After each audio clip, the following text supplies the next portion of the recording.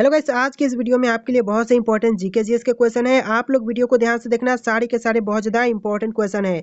आज के इस वीडियो में आपका पहला सवाल होगा, आकाश का रंग क्यों दिखाई देता है। दोस्तों, आकाश का रंग नीला दिखाई देता है प्रकाश का प्रकीर्णन के कारण, यानी जो आपका सही जवाब है ऑप्शन नंबर बी हो जाएगा। चलिए, आपका अगला सवाल है, किस रंग के प्रकाश की तरंग दैर्घ्य सबसे कम होती है। देखिए, प्रकाश तरंग दैर्घ्य सबसे कम यह होता है बैंगनी कलर का। ऑप्शन नंबर बी जो है आपका बिल्कुल सही जवाब हो जाएगा, बैंगनी। चलिए, आपका अगला सवाल है, किस गैस का गंध सड़े हुए अंडे के जैसा होता है। देखिए, सड़े हुए अंडे के जैसा जो गंध है वह होता है हाइड्रोजन सल्फाइड का, यानी जो आपका सही जवाब है ऑप्शन नंबर डी हो जाएगा, हाइड्रोजन सल्फाइड। चलिए, आपका अगला सवाल है, प्याज कंद की विशेष महक किस कारण होती है। प्याज कंद की विशेष महक जो होती है वह होती है सल्फर यौगिक के कारण। ऑप्शन नंबर बी जो है आपका बिल्कुल सही जवाब होगा। चलिए, आपका अगला सवाल है, निम्नलिखित में से कौन सा उपकरण विद्युत ऊर्जा को यांत्रिक ऊर्जा में परिवर्तित करता है। देखिए, विद्युत ऊर्जा को यांत्रिक ऊर्जा में परिवर्तित करता है इलेक्ट्रॉनिक मोटर, यानी जो आपका सही जवाब है ऑप्शन नंबर ए रहेगा, इलेक्ट्रॉनिक मोटर। आप लोग वीडियो को लाइक करके चैनल को सब्सक्राइब कर लीजिएगा। देखिए, अगला सवाल है, परिवर्तन ट्रांसफार्मर किस सिद्धांत पर कार्य करता है। देखिए, परिवर्तन ट्रांसफार्मर जो है यह काम करते हैं विद्युत चुंबकीय प्रेरण पर। ऑप्शन नंबर सी आपका बिल्कुल सही जवाब हो जाएगा।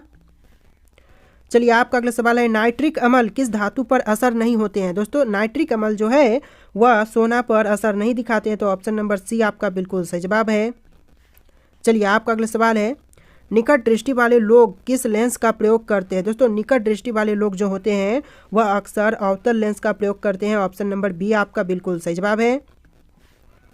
चलिए, आपका अगला सवाल है, गोबर गैस में मुख्यतः कौन सी गैस होती है। दोस्तों, गोबर गैस में जो गैस होती है यह गैस होगा मीथेन। ऑप्शन नंबर ए आपका बिल्कुल सही जवाब है, गोबर गैस में मीथेन गैस होती है। चलिए, आपका अगला सवाल है, प्राकृतिक गैस का मुख्य तत्व क्या होता है। देखिए, प्रमुख तत्व प्राकृतिक गैस का यह मीथेन होगा। ऑप्शन नंबर ए आपका बिल्कुल सही जवाब होगा, मीथेन। देखिए, आपका अगला सवाल है, वॉशिंग सोडा क्या है। दोस्तों, वॉशिंग सोडा एक प्रकार की सोडियम कार्बोनेट है। ऑप्शन नंबर सी आपका बिल्कुल सही जवाब होगा, सोडियम कार्बोनेट। चलिए, आपका अगला सवाल है, प्लास्टर ऑफ पेरिस निम्नलिखित में से किसका एक उत्पाद है। देखिए, प्लास्टर ऑफ पेरिस जो है वह एक उत्पाद है कैल्शियम का। ऑप्शन नंबर सी आपका बिल्कुल सही जवाब होगा। चलिए, आपका अगला सवाल है, नमक को बर्फ के साथ मिलने से हिमांक घटता है या फिर बढ़ता है। देखिए, नमक को बर्फ के साथ मिलाने पर जो हिमांक है वह घटता है, तो ऑप्शन नंबर ए आपका बिल्कुल सही जवाब हो जाएगा। दोस्तों, वीडियो को लाइक जरूर कर देना आप लोग। आपका अगला सवाल, किसका तरंग दैर्घ्य सबसे अधिक होता है। देखिए, ऑप्शन में है नीला, हरा, पीला, नारंगी। देखिए, सबसे अधिक होगा तो तरंग दैर्घ्य सबसे अधिक नारंगी का होगा। ऑप्शन नंबर डी आपका बिल्कुल सही जवाब हो जाएगा।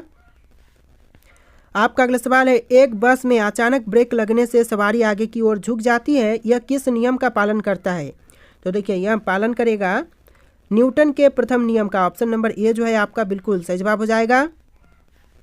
आपका अगला सवाल है, दूध का घनत्व मापने के लिए कौन से उपकरण प्रयुक्त किए जाते हैं। देखिए, दूध का घनत्व जो है मापने के लिए उपकरण प्रयुक्त करते हैं लैक्टोमीटर, यानी जो आपका सही जवाब है ऑप्शन नंबर ए हो जाएगा, लैक्टोमीटर। चलिए, आपका अगला सवाल है, इलेक्ट्रॉन त्यागने की प्रवृत्ति क्या कहलाती है। दोस्तों, इलेक्ट्रॉन त्यागने की प्रवृत्ति यह कहलाएगा ऑक्सीकरण। ऑप्शन नंबर ए आपका बिल्कुल सही जवाब हो जाएगा, ऑक्सीकरण। चलिए, आपका अगला सवाल है, लिटमस बिलियन एक बैंगनी रंग का रंजन होता है, यह किससे प्राप्त होते हैं। तो देखिए, लिटमस बिलियन जो है एक बैंगनी रंग का रंजन यह प्राप्त होते हैं लाइकेन से। ऑप्शन नंबर सी आपका बिल्कुल सही जवाब हो जाएगा। आपका अगला सवाल है, ध्वनि निम्नलिखित में से किस माध्यम से यात्रा नहीं करती है या फिर नहीं कर सकती है। तो देखिए, इनमें से ऑप्शन नंबर बी आपका सही जवाब होगा, निर्वात से जो ध्वनि है वह यात्रा नहीं कर सकती, तो ऑप्शन नंबर बी आपका बिल्कुल सही जवाब हो जाएगा। चलिए, आपका अगला सवाल है, आवृत्ति मापने की इकाई का नाम क्या है। दोस्तों, आवृत्ति मापने की इकाई यह आपका हो जाएगा option number C, hertz. Hertz आपका बिल्कुल सही जवाब हो जाएगा, ऑप्शन नंबर सी। चलिए, नेक्स्ट क्वेश्चन है, निम्नलिखित में से किसने प्रोटॉन की खोज की थी। देखिए, प्रोटॉन की खोज करता यह आपके हो जाएंगे यूनिज गोल्डस्टीन। ऑप्शन नंबर डी बिल्कुल सही जवाब हो जाएगा, यूनिज गोल्डस्टीन।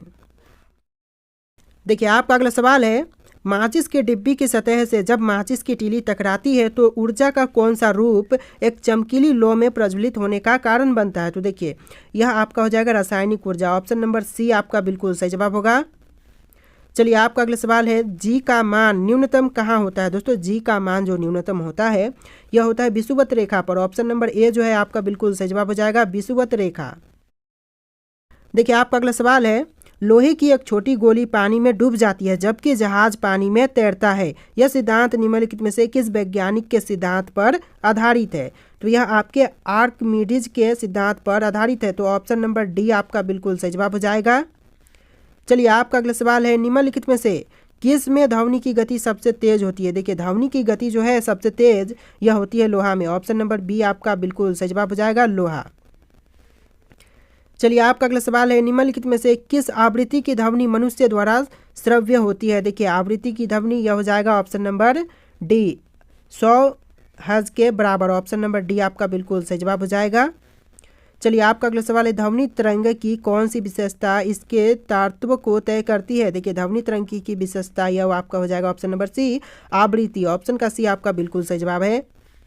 चलिए आपका अगला सवाल है, दो व्यक्तियों के वार्तालाप में आवाज़ का डेसिबल स्तर क्या होगा? देखिए डेसिबल स्तर जो होगा दो व्यक्ति के वार्तालाप में यह आपका हो जाएगा 30 डेसिबल के समान। ऑप्शन नंबर सी आपका बिल्कुल सही जवाब है। चलिए आपका अगला सवाल है, दीवार से एक प्रतिध्वनि सुनने के लिए न्यूनतम दूरी क्या है? दोस्तों दीवार से एक प्रतिध्वनि सुनने के लिए न्यूनतम दूरी यह आपका हो जाता है option number B, 17.2 metre. Option number B जो है बिल्कुल सही जवाब हो जाएगा। चलिए आपका अगला सवाल है, नदी का बहता हुआ जल किस प्रकार का ऊर्जा संवहन करता है? देखिए नदी का बहता हुआ जल जो है वह गतिज ऊर्जा का संवहन करता है। ऑप्शन नंबर डी आपका बिल्कुल सही जवाब है। चलिए आपका अगला सवाल है, स्वस्थ मनुष्यों का तापक्रम कितना होता है? देखिए स्वस्थ मनुष्य का तापक्रम यह हो जाएगा option number C, 37 degree Celsius. Option का सी आपका बिल्कुल सही जवाब होगा।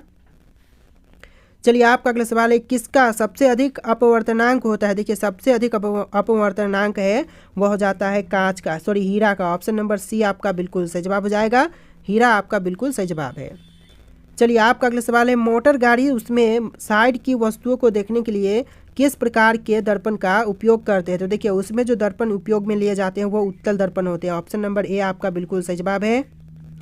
चलिए आपका अगला सवाल है, निम्नलिखित में से कौन सा पदार्थ बिजली का कुचालक है परंतु ताप का सुचालक है? तो देखिए बिजली का कुचालक और ताप का सुचालक यह आपका हो जाएगा ऑप्शन नंबर डी, अभ्रक। ऑप्शन का डी आपका बिल्कुल सही जवाब है, अभ्रक।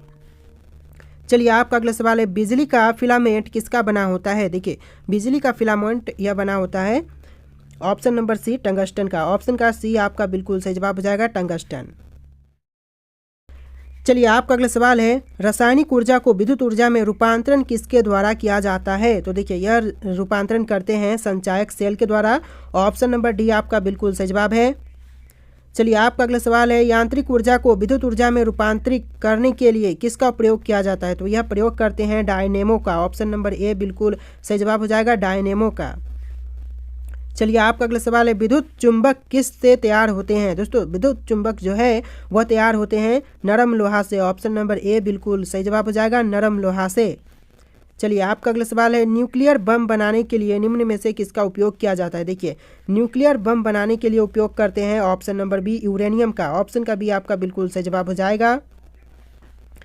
चलिए आपका अगला सवाल है, निम्नलिखित में से कौन सी प्रक्रिया एक रासायनिक परिवर्तन है? दोस्तों इनमें से जो प्रक्रिया रासायनिक परिवर्तन है वह आपका हो जाएगा ऑप्शन नंबर ए, पौधों में प्रकाश संश्लेषण। ऑप्शन का ए आपका बिल्कुल सही जवाब है, पौधों में प्रकाश संश्लेषण।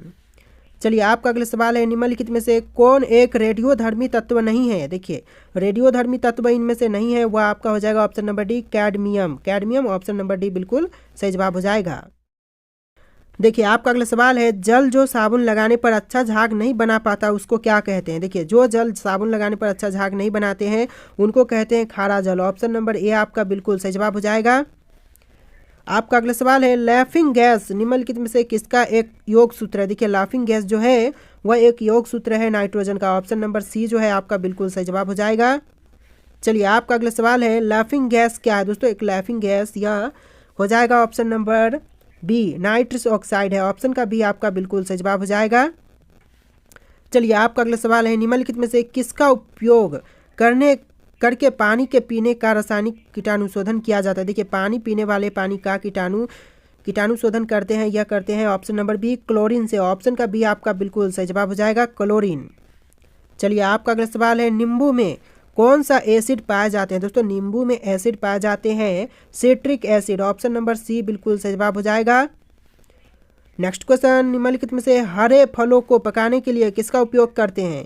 तो हरे फलों को पकाने के लिए एसिलिटिन का उपयोग करते हैं, तो ऑप्शन नंबर ए आपका बिल्कुल सही जवाब हो जाएगा। चलिए आपका अगला सवाल है, कृत्रिम वर्षा करने के लिए क्या प्रयुक्त किए जाते हैं। दोस्तों कृत्रिम वर्षा करने के लिए प्रयुक्त किए जाते हैं silver iodide. Option number B जो है आपका बिल्कुल सही जवाब हो जाएगा। चलिए आपका अगला सवाल है, पीतल किसका मिश्रण होता है। दोस्तों पीतल जो है वह मिश्रण होता है, ऑप्शन नंबर डी, जस्ता प्लस तांबा का। ऑप्शन नंबर डी आपका बिल्कुल सही जवाब हो जाएगा, जस्ता और तांबा का मिश्रण होता है पीतल। चलिए आपका अगला सवाल है, जंग लगने पर लोहे का भार घटता है या फिर बढ़ता है। देखिए जंग लगने पर जो लोहे का भार है वह बढ़ता है, ऑप्शन नंबर ए आपका बिल्कुल सही जवाब हो जाएगा।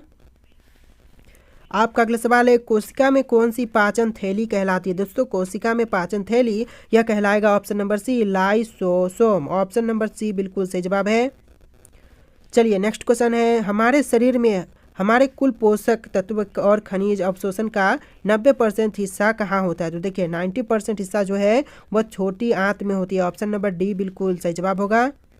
सो गाइस आज के इस वीडियो में इतने क्वेश्चन थे। आपको वीडियो कैसा लगा है कमेंट कीजिएगा और आप लोग इस वीडियो को लाइक करके चैनल को सब्सक्राइब कर लीजिएगा। बहुत से इंपॉर्टेंट क्वेश्चन थे इस वीडियो में। वीडियो कैसा लगा है कमेंट जरूर कीजिएगा और चैनल को सब्सक्राइब जरूर कर लीजिएगा। चलिए फिर मिलते हैं एक नए वीडियो में।